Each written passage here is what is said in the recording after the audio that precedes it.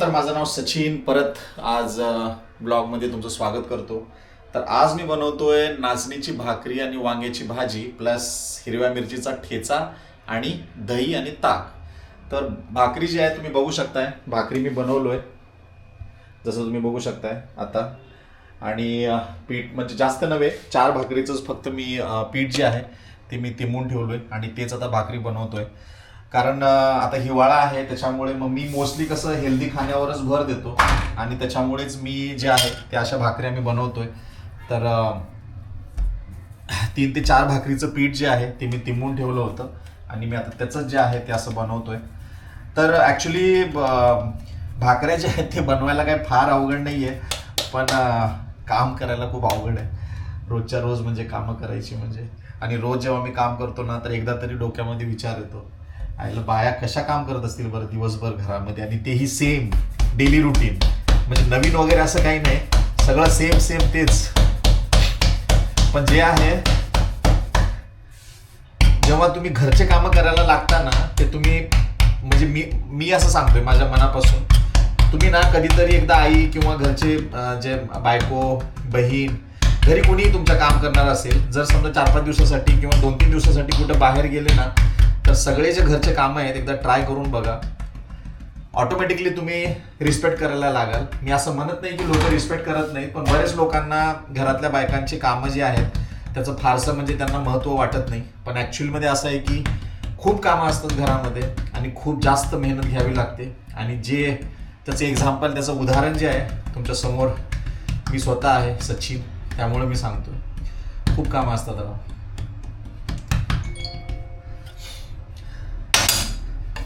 तर पूर्णपणे परफेक्ट येत नाही, पण एवढं आहे की जे मी बनवतो ते मला अगदी आवडीनं खायला आवडतं.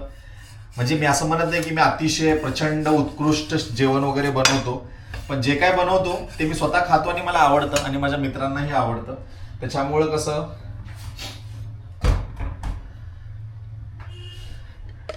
तर त्याच्यामुळे कसं मला म्हणजे स्वतःचं एक काय म्हणतात त्याला, स्वर्गीय आनंद मिळतो. म्हणजे मला आनंद मिळतो, कारण मी सगळं जेवण जे आहे, याच्या आधी पण मी सांगितलंय, सगळं जेवण बनवतो मी.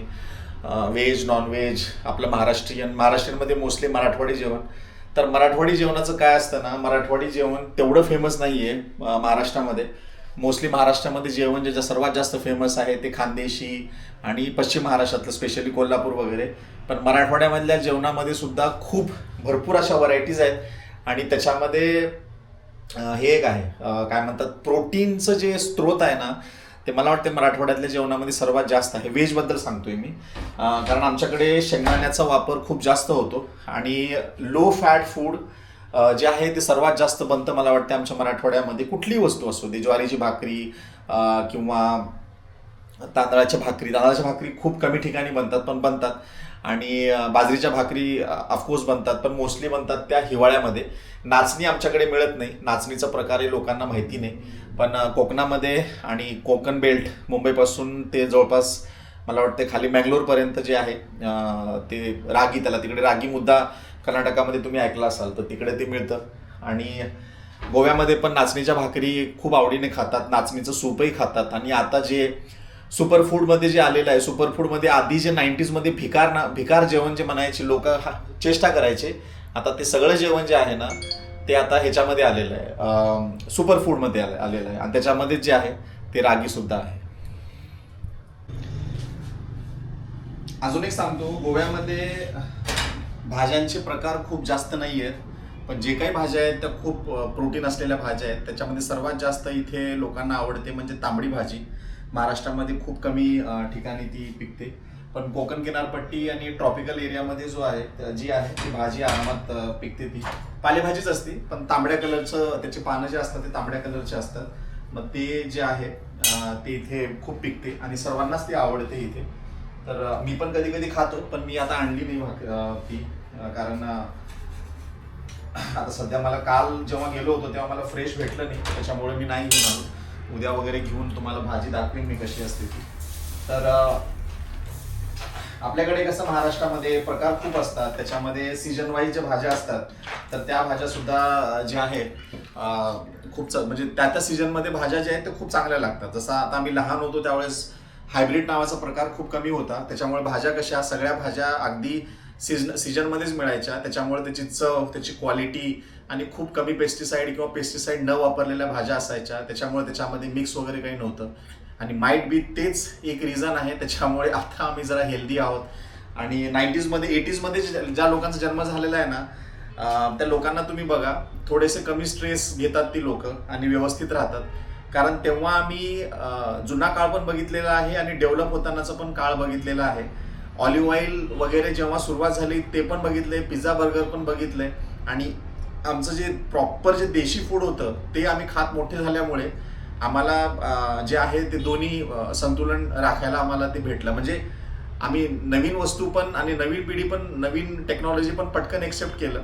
आणि मला वाटतं 80मध्ये जन्मणारे लोक एकमेव ते जनरेशन असेल ज्यांनी टेलिग्राम बघितलेला आहे, पोस्टकार्ड बघितलेला आहे, आंतरदेशी पत्र बघितलेलं आहे, लिफाफा बघितलेला आहे, पेजर बघितलेला आहे, मोबाईल बघितलेला आहे, 501 वाला टाटाचा आणि रिलायन्सचा फोन पण बघितलेला आहे आणि आता सध्या ॲपलचे फोन पण बघितलेले आहेत. म्हणजे ही एकमेव जनरेशन आहे.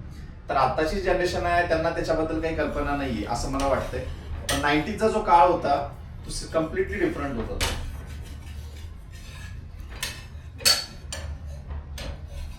झाला आता शेवटची एकच भाकरी आहे आणि ही भाकरी बनवली म्हणजे मग वांग्याची भाजी. ही वांगे आहेत, कट करून ठेवलेले आहेत वांगे, थोड्या मिरच्या तळायच्या आहेत आणि मग झालं बाकीचं काम.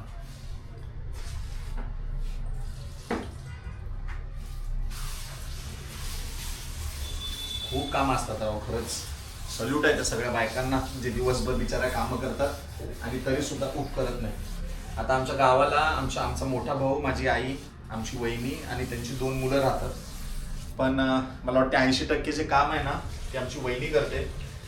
बापरे, एवढं काम करते पण तिला असं वाटत नाही, तिला वाटतच नाही की ती काम करते. दिवस रात्र म्हणजे ती जेवण बनवण्यापासून कपडे धुण्यापर्यंत सगळं, दळण आणण्यापासून ते सगळंच.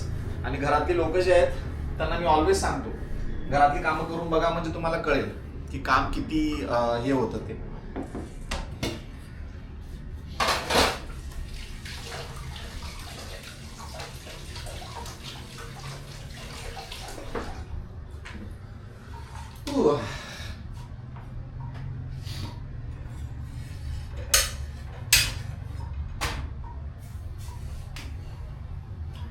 तर टोटल 3 भाकरी बनवलोय.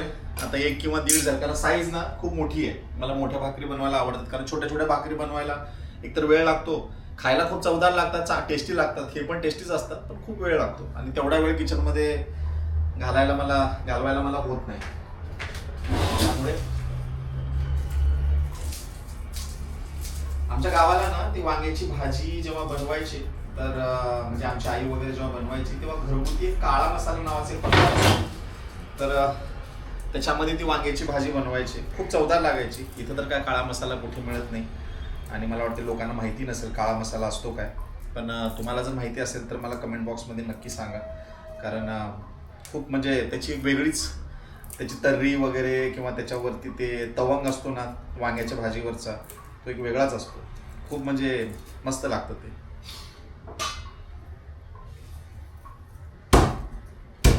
मी लसूण जो आहे तो सोलत नाही, कारण जेव्हा हे तेलामध्ये जातं ना त्याच्या साली ऑटोमॅटिक बाजूला होतात आणि त्याच्यामुळे मी याला सोलत नाही. ही कालची थोडीशी राईस उरलेली आहे आणि आपण भाजी बनवायला सुरुवात करूया.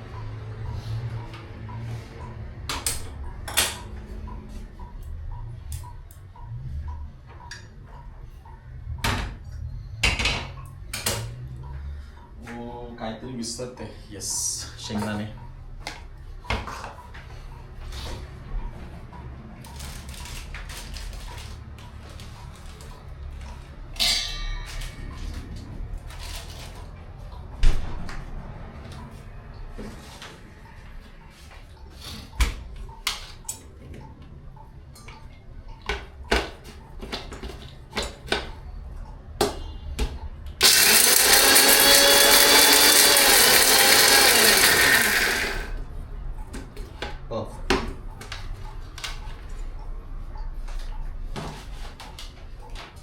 तर आमची आई आणि म्हणजे आमची आई म्हणजे मुंबईला राहते, ती बहीण, परत आमची मुंबईला अजून एक भाऊ राहतो, तर ती एक वहिनी, आणि आमची दुसरी वहिनी जी गावाला आहे. ते सगळेच जेवण जे आहे ते अतिशय जबरदस्त बनवतात, आणि सगळं मराठवाडी. म्हणजे माझी बहीण जी आहे तर ती आता लग्न होऊन आता जवळपास 40-45 वर्ष झाले. पण 45 कसं, मला वाटतं 48 इयर्स झाले वाटतं, कारण 47चा आहे, आणि माझ्या लग्नाच्या 1 वर्षाच्या आधी तिचं लग्न झालेलं. तर ती पण जेवण खूप चांगलं बनवते. आमची मुंबईची वहिनी जी आहे तीही जबरदस्त बनवते जेवण, एकदम सही. पण सगळं कसं मराठवाडी जेवण, हेल्दी एकदम, म्हणजे तेल कमी, नवीन नवीन व्हरायटीज. पण ते आपल्याला सुचत नाही, म्हणजे मला सुचत नाही ते कसं काय. म्हणजे रोज असं वाटतं काय बनवायचं, मग येऊन जाऊन मग हेच बनतं. पण घरामधल्या बायकांना म्हणजे नॉलेज असतं बाबा, कुठल्या दिवशी काय बनतं, काय बनवायला पाहिजे, कशामध्ये काय मसाले वगैरे. मग त्या सगळ्या गोष्टी लक्षामध्ये ठेवणं आणि ते रोज बनवणं हे पण खूप मोठा टास्क आहे.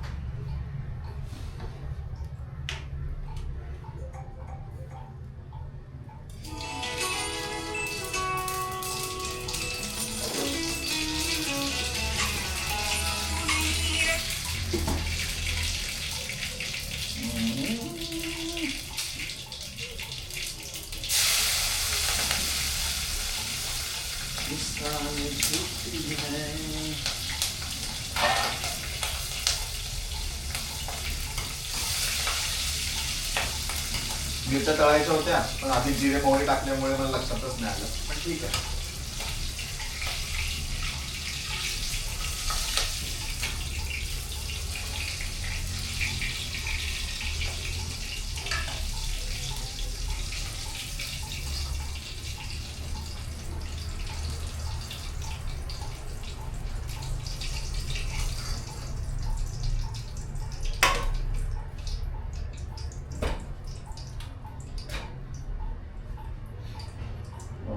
आता काय लसूण टाकायचं.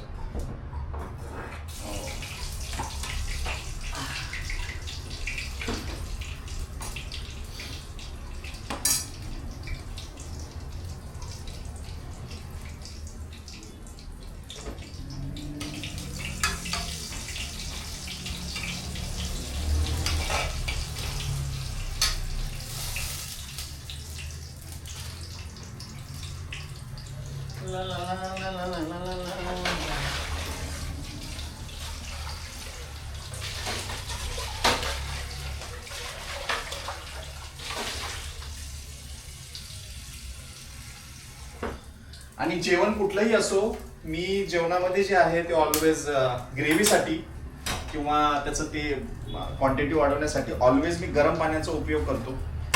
त्याच्याने फायदा असा होतो की गरम पाण्याने काय होतं तर त्याची चव वेगळी वाटत नाही. जेव्हा तुम्ही थंड पाणी टाकता ना, मग ते पूर्णपणे त्याची चव बदलते.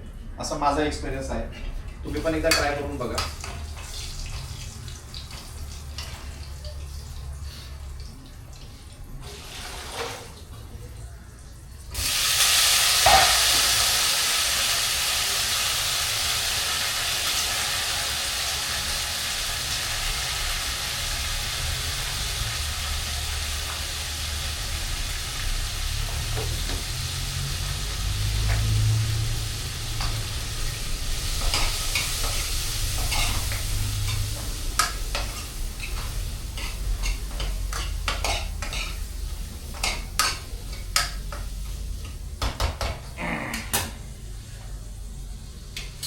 बघायच्या शेंगदाण्याचं कूट.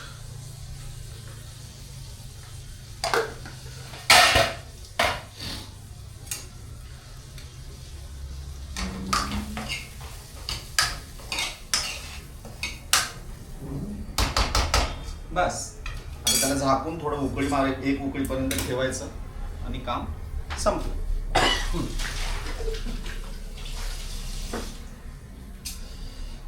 आता बनवायचं ताक.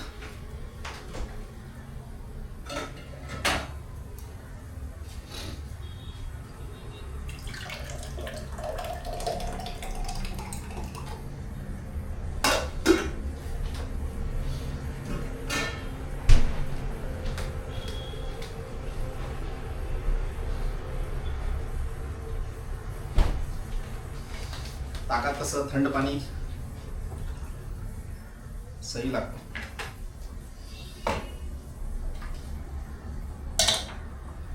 हे झालं पाणी गरम.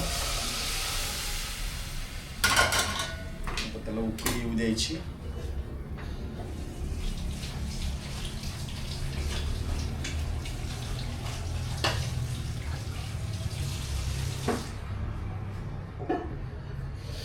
ह्याच्यामध्ये टाकायची थोडंसं मीठ, थोडंसं जिरा पावडर आणि हे थोडंसं सैंधव मीठ.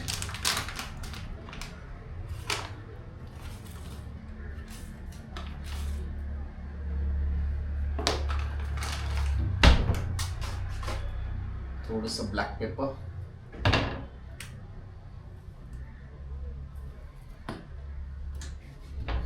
आणि बस.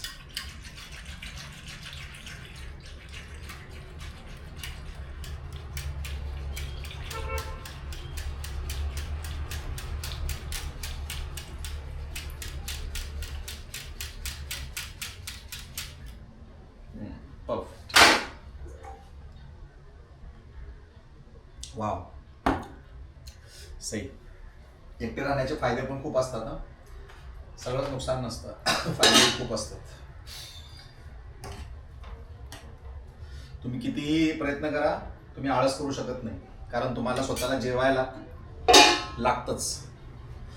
त्याच्यामुळे तुम्हाला ते बनवावंच लागतं, असं आहे.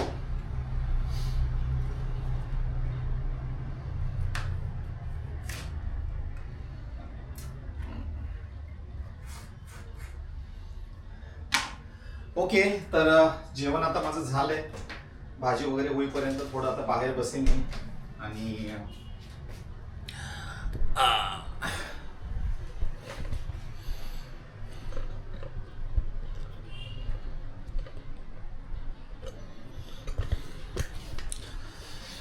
तर आता जेवण आता बनवेपर्यंत थोडंसं बाहेर बसेन.